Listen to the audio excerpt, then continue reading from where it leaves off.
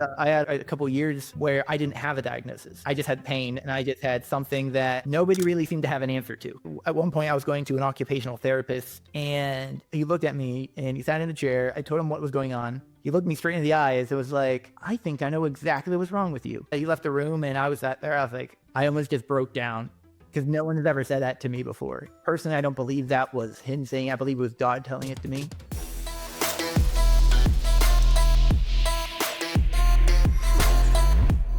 Hi, Masterpiece Makers. Welcome to another episode of the Making a Masterpiece podcast. I am your host, Norbert Elnar, where we are very passionate on this show to build your faith and inspire your business. Guys, we have a very cool episode today, and I know a lot of masterpiece makers are business owners. When you're leading a nonprofit or whatever you're doing, just in life, we get to experience difficult times. And especially those times when we don't understand why we're going through these things. And whether you're in business, whether you're leading a team, there are going to be moments of like those dark valleys. And today we are going to be very inspired with our conversation. My guest is Thomas Carney, the host of the Pursuit of Calling podcast. And we'll talk about exactly how to navigate these difficult seasons and even pursue your calling even in the hard times. Welcome to the show, Thomas Carney. Hi, Thomas. Hey, Norbert. Thank you. I really do appreciate this. Oh, thank you so much for being on our show. And we really have this great honor to feature your story and share your inspiring story to our masterpiece makers. Let's go and jump into our topic today. Finding purpose and pursuing our calling when life feels hard. Now, you know, as I've shared in our introduction, you have been through such dark valleys, and openly in your podcast, I have listened to a few episodes, and I've heard that you've been really open about your chronic diagnosis, that this changed not just your daily life, but it sort of like showed your purpose. Can you take us back to that season? And what did that moment teach you about yourself and about your calling? Yeah, for sure. Thank you for that question too. Like I told you before we started recording, your questions are all very super intentional. But yeah, let's go back. I have a condition called muscular dystonia. It's a neurological condition that affects essentially it affects your muscles, like in the name, and causes your muscles to erroneously contract more than they should whenever they do. The brain sends like improper signals. And for me, it started in my hands. It started as like a writer's cramp, which is a form of dystonia. And now it's at the point that was maybe like 3-4 years ago. And now I'm at the point where it's affecting my hands, my arms, shoulder, neck, legs.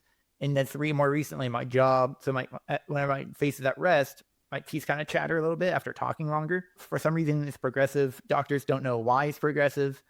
And that's been the main struggle throughout this whole ordeal. And going way back to the beginning of when my arms specifically started having more pain, because that's whenever I started having to make a lot of shifts and changes in my life. I struggled a lot with my identity because I loved working out. I loved lifting weights. I love being a healthy person. But then I started having to stop to work out. That was an identity shift because I realized how much of myself I was putting into that one thing in my life. Another thing about myself that I had to shift in my identity was how I had a mindset that if something wasn't done right, or if I didn't do something myself, that it wouldn't be done right. So it caused me this condition where I can't drive sometimes more than 10 minutes, causes me to be super dependent on people, where before I would rather have been completely independent. On my podcast, I call it the Pursuit of Calling. Calling is very much, I didn't know, honestly at the time, very much a Christian term.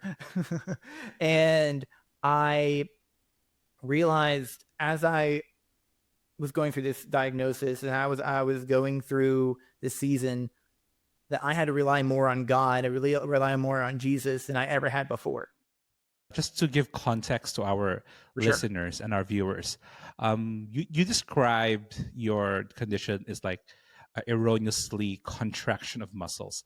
So for us who have no knowledge about this condition, can you paint us a picture of what this feels like? I mean, from a scale of a pain point from 1 to 10, 10 being like the most painful, how painful is it? And is it like, is it painful periodically, or is it every time? It's not like constant pain, but it does range from like sometimes I don't feel much pain at all, but I feel like my muscles are tight, to where if you're on a scale of 1 to 10, I'll get up to like, I've never been at a 10, praise God, but I have been at like a 6, 7 range, and where like I'm just sitting still and my arms are on fire. Yeah, it changes a lot. Wow, man.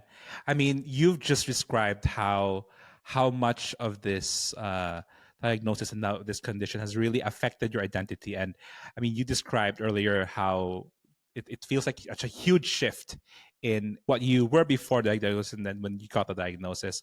When you learned about, when the doctor said this, what did you learn about yourself at that moment? Because I'm sure you didn't automatically make the podcast maybe at that time, but like, what was the catalyst to like, okay, shift things around instead of focusing on the pain? How did you find purpose in that season? To give even more context, I was already doing a podcast at the time. I had a podcast called Technically Short, and it was just with my roommate. We did it for fun, and we were already starting on the trajectory of like talking about purpose and calling towards the tail end. Like we did a whole series called Why Are You Here?, which eventually formed into The Pursuit of Calling. And eventually, like he went to the Army. He said I could take it. I took it and rebranded it. So I was already on the journey of personal growth and development. I had a foundation set. I think God was building something inside of me because he knew what was coming later down the road. So yeah, I was already reading like books by John Maxwell. I was practicing cold showers, just doing all random hard things to build myself up as a person. So even before I had my diagnosis, I had a ton of doctors for about 1 and 2 years tell me they didn't know what was going on.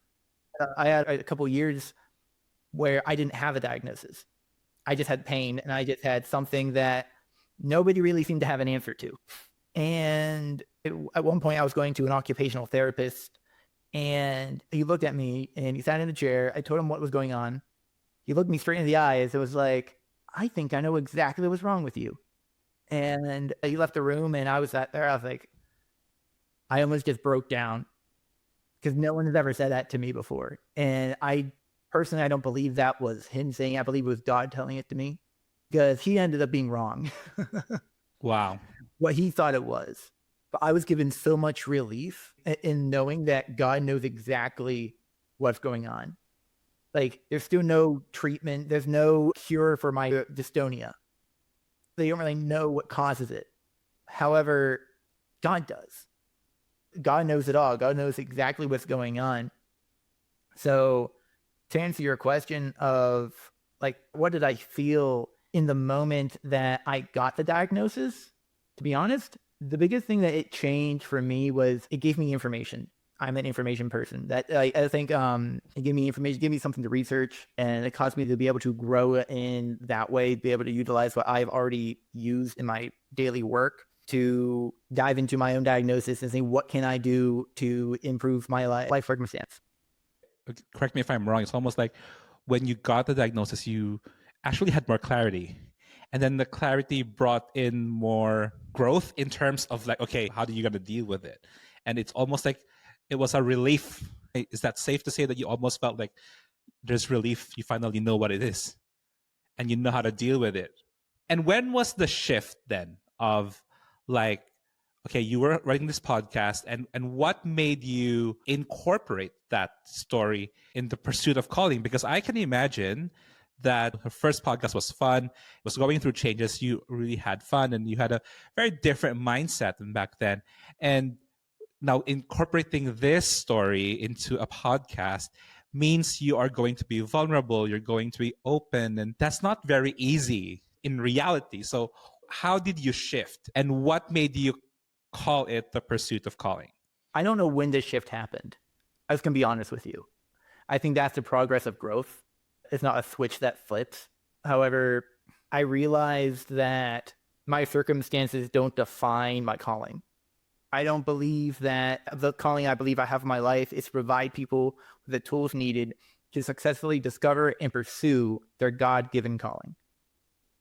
That doesn't change because of my diagnosis. I believe that whenever you said, why talk about it on the podcast? Why be vulnerable? Because I don't know what else to do. With my podcast, like that's my story. Like I could talk. I think in the beginning of my podcast, beginning of doing it on my own, or even in the past with Sean, we were kind of just trying to say something that sounded good. We were trying to be like, let us try to figure out how to give value. And sometimes we'd be vulnerable, sometimes we wouldn't be. Now I think the most powerful thing in a person's life is their testimony. So like if you share your story and you can share your story in a way that people can take something away from it, even if they're not going through the same exact thing. I hope I'm reaching people that have muscular dystonia or even any other chronic condition, because there's a lot of us out there. Even the people that aren't going through these conditions, I pray like they will be able to garner something, because everybody goes through hard times. I think that's the purpose of this episode, right? Yeah. Like everybody goes through hard times in their life. Yeah. Everybody in this world, if you're breathing, you have some sort of experience pain. And I think what is so powerful about your story, about your podcast, it gives authenticity of what God can actually do in one's life going through that. Now, I heard this line on your podcast, one of your episodes, and it stuck with me. You've said in one of your episodes, your calling is not for you. And can you please unpack that for us? What led you to that realization, and how has that truth changed the way you approach your work and your podcast right now? Because a lot of people is misled to think that it's all about themselves. For sure, definitely. That when I say your calling is not for you, like that's exactly what it means. Once you've discovered what your calling is, and of course that's the first step, but once you've discovered what your calling is, I think I said it earlier, you start to see your life through that lens. Your calling goes with you everywhere that you go. Now, like just for clarity, I use the terms purpose and calling interchangeably. Some people would say it differently, but I think it gets down to semantics eventually. But your calling goes with you everywhere you go. Like I said, my calling is to provide people with the tools needed to successfully discover and pursue their God-given calling. That's the purpose of the podcast. That's why it's called The Pursuit of Calling, to answer your question earlier. Whenever I'm with my friends and I start to see my life through that lens, and they start talking to me about a problem, I can take what I've learned through my Maxwell coaching certification, and I can start listening to them and start asking them questions. They don't need to know what I'm doing, but I'm able to benefit them in a way because I've decided that my calling is I'm going to grow myself in a particular way so that I can serve the people I've been called to serve at my highest capacity. So that means finding skills, reading the books, finding the mentors, and getting on podcasts so that I can fulfill that, so I can live that calling. That's so good. That's really, really good. And speaking of tools, speaking of how to navigate the seasons, we all face seasons where progress feels slow and uncertain. And I mean, well, who are we talking to? You experience pain every now and then. I honestly, personally have so much respect for that. You make it look so easy. Yeah, and we're watching this on the lens of the viewer looking at your show, and we have no idea how it really feels like in your shoes, but you've really expressed that very well in your podcast though. Like, how do you personally stay consistent and intentional in pursuing your calling? And what advice would you give to others that want to shift from, just chasing success to living out their purpose, especially in difficult times? So it's funny because I was just on a mastermind yesterday with another Maxwell member. They're doing a mastermind on the 15 valuable laws of growth. It was the first day yesterday. Chapter 1 is the law of intentionality. Intentional growth and intentionally pursuing your calling. Like in the word intentional, it's not going to happen by accident. So whenever you figure out what your calling, you know what your calling is, but even if you don't know what your calling is, even if you don't know what it is, that doesn't mean it's not there. You can choose to grow yourself by reading books. I love reading. You should read every day, at least to some extent. You're a Christian, get in the Word. Get in the Word, learn who Jesus is, grow in your relationship with Him, learn who He is, and learn His character, so then you can grow your own character. And seek out mentors. Seek out the mentors in your life. If you don't have one, get one. If you don't know how to get one, if you don't have people in your life, that's where books and authors and YouTube creators come in. If you want to learn about leadership, Maxwell Leadership or Craig Groeschel. I'm a person, I love knowing like what I love, and I think God's given me this intentionally. I love trying to understand why people think the way that they think and why they do the things that they do. So I love philosophy a lot. I've read only one so far, but I read a book by Aristotle to kind of dive into his mindset. Some mentors in your life might not even be around anymore, and you can read their books. Years ago, I started a personal journey to help provide professional creative communication solutions to brands born out of faith and big dreams, but running on limited resources. Before finding my true calling in ministry, I was an advertising professional, and I always felt frustrated whenever a great idea, product, service, or community initiative didn't take off simply because branding wasn't a priority. I've seen too many faith-oriented entrepreneurs and nonprofit leaders make this mistake because they don't have access to professional creative services, or they are put off by the high cost and consumerist approach. I decided to use my experiences in mainstream advertising and in ministry to bridge the gap. The result is a 6-module branding course that can help transform brands, effectively tell their stories, reach their audience, and help them achieve their goals. Teaching this to business owners and leaders, I've seen it transform confusing concepts into real brands that cut through the noise and make real everyday impact. I believe that brands can be a blessing to the world, solving problems and easing burdens, fueled by passion and driven by purpose.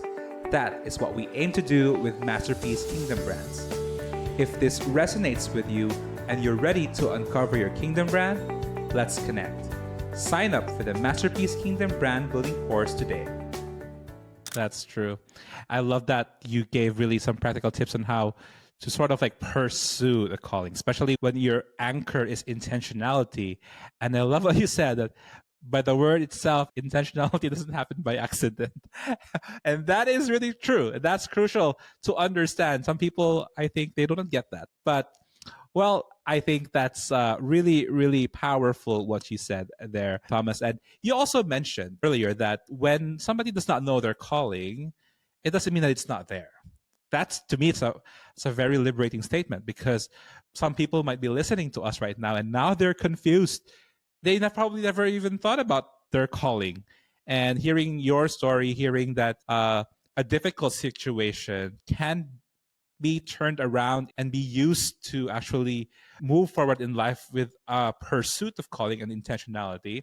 How, for someone listening right now who is still very unsure or does not even know how to figure out their calling, what would you tell them in finding clarity, and what would be a small step that they could take? You start with asking questions. I think there's questions that you ask yourself and questions that you ask other people in your life. The questions that you ask yourself are, what am I good at? And what do I love to do? And if you want to get a little bit more nuanced with it, you can say, what comes to me naturally? What am I naturally good at? What are my giftings from God? I think a lot of people brush those off because it's so simple. It's like, oh man, it just comes to me so simply. Like, this mustn't be that big of a deal because it's easy. And there's things that you find easy that other people are going to find hard. Yeah. Let me jump into that, what you just said, because a lot of people ask me, like, calling and purpose and talents and stuff. And then I ask them, like, what are your talents? And they're like, no, I don't have any talent. Because people equate talent with the popular notions of talent, like singing, dancing, and acting. I mean, those are not just the talents available. I think gifts, there's really like organizing, for example. That is a huge like skill, right? A lot of people are disorganized.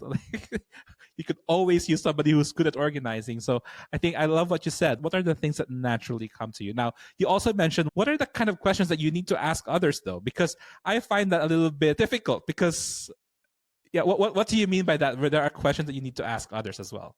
You ask those questions to yourself. Like I would suggest to your listeners, like you write those things down. And I would say physically write it down because you remember it better whenever you physically write it down, but whatever medium you want to do it in. But the questions you ask others, like I said, they're kind of the same thing. Like you ask like your best friend, you ask like, what am I good at? What am I good at? What do you see in me that I don't see? Because that's where you'll find those things that you're not writing down. And with the questions you're asking yourself, they'll give you the answers that you haven't written down that you're just brushing off because you think it's easy. You think it's something that comes to you naturally. It must be simple. But your best friend might see it and be like, well, whenever you talk, you like command attention. I want to listen to you because of how genuine you are. And you're like, well, that's just how I am. Yeah, so but you don't see it for yourself, right? It almost validates what people see in you, almost like also brings out the good in you. Yeah.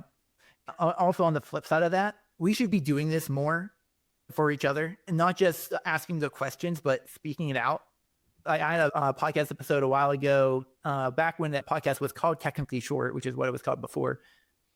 We had on our pastor, Brandon Mazur, and he mentioned speaking the gold out in people. He's like, you see something in somebody that they don't see in themselves, tell them about it. Be like, man, when you do that, you're so good, like you said, at organizing. You're so good. You led that team so well today. That's something we should be doing more for each other because then we're going to be able to lift each other up. That is so good. I totally agree on that because it edifies the spirit. Masterpiece makers, I know you know this, especially online. I mean, people are so quick pointing out the negative stuff. And, because I believe that negativity is the currency of our attention on social media. But we have to be generous with the gold that we see in other people. I mean, if it's good, say it. It's okay. That has to be the normal, not the other way around. So thank you so much, Thomas, for pointing that out. I am really, really inspired by our conversation today and how practical it is. I think it hits home because it's so relatable. You've been in the podcast journey longer than I am, and I'm really, really, have so much respect for people who have more than 100 episodes on their show. So that's well done to you, and I really appreciate what you do. And I see that you're wearing some cool merchandise there. Just to wrap up our conversation, can you talk us? What is that cool thing that you're wearing, and how can our masterpiece makers get hold of you? For sure. This hoodie that I'm wearing, I have the t-shirt on underneath too, but it's cold out. So, I have right here, this is like the Pursue line of merch. You can go to shop.pursuitofcalling.com, but right here on the front, it says Pursue, and then follow your purpose around the front. And then if I were to turn around on the back, it says you were made for more. The purpose of that. It's just like the calling. I wanted to make sure that whenever I made merch, because we made it for Technically Short, it was great. We had a brand, we had like a logo on it and stuff, cool. But it didn't really help anybody. It helped us make money, essentially. But like I wanted to make something that was going to benefit the people that read the message. But when you put it on, this no longer is for you. It's for everybody that's around you. So whenever people read the message, you were made for more. Even if it's at the grocery store and they see it they see that they read the message, you were made for more in the back, that could spark something in them. Wow. It could be like, maybe I was made for more, or man, I haven't thought about that in a long time. And that's where we start the process of discovering the calling. Wow. Amazing. And they only have to talk to you. You're already carrying the message along. And wow, that's amazing. So Thomas, how can our listeners learn more about what you do? For sure. Yeah. So the Pursuit of Calling, it's on all podcasting platforms. So you can find it on Spotify, Apple Podcasts, literally anywhere podcasts are hosted. If you want to see the video version of the podcast, it's on YouTube. You can follow me on Instagram at thomas.carney7. And there I try to post inspirational things, and that's where I also promote the merch and the podcast. And yeah, if you want to reach out, if you want to contact me, you can reach out to me at thomas.carney@pursuitofcalling.com. Thank you so much, Thomas. It has been an incredible honor for us to talk to you. And masterpiece makers, if this conversation was really a blessing to you, please do share it with your friends. Send it to someone who needs to hear Thomas' story. We'd love to hear from you. Please also give us your comments and follow his show. And again, thank you so much for joining us, because here on the Making a Masterpiece podcast, we make sure that we build your faith and inspire your business. Until next time, I'll see you around.